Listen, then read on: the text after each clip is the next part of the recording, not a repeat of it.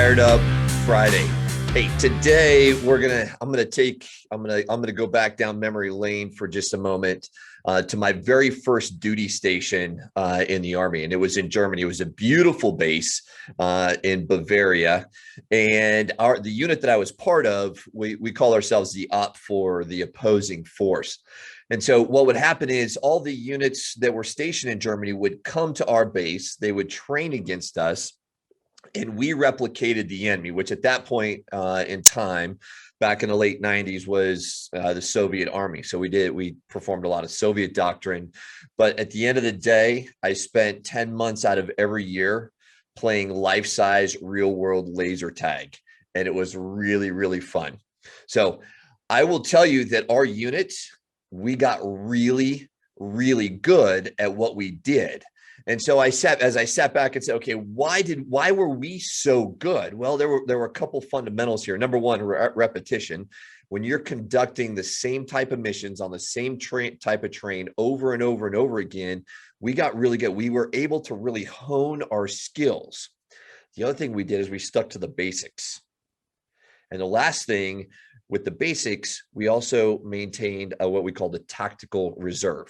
Now, doing the basics over and over and over again, it's just straightforward blocking and tackling, but that is what really made us really, really good. Now, the tactical reserve that we maintained, we always use this tactical reserve to reinforce success. So if you had a two-pronged attack, you had one group going this way and one group going this way. We never sent the tactical reserve to the side that was struggling.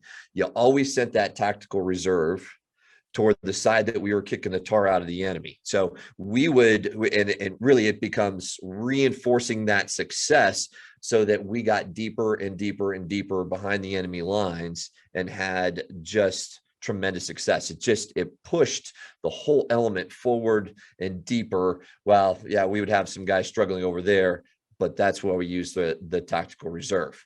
Now, you might be saying, why is this important to you? Because right now, in this time of low inventory, high demand, sticking to the basics is going to win the day. What does that mean? That means picking up this thing right here and calling people. It means when you call them, you are asking for the business with the whole goal of setting the appointment. It's the basics team, getting belly to belly, getting face to face with people. That is going to win you the deal. That is going to get you the business. Secondly, this whole idea of reinforcing success. I'm going to ask you a question. What is working for you right now? What worked for you last year? Do it again.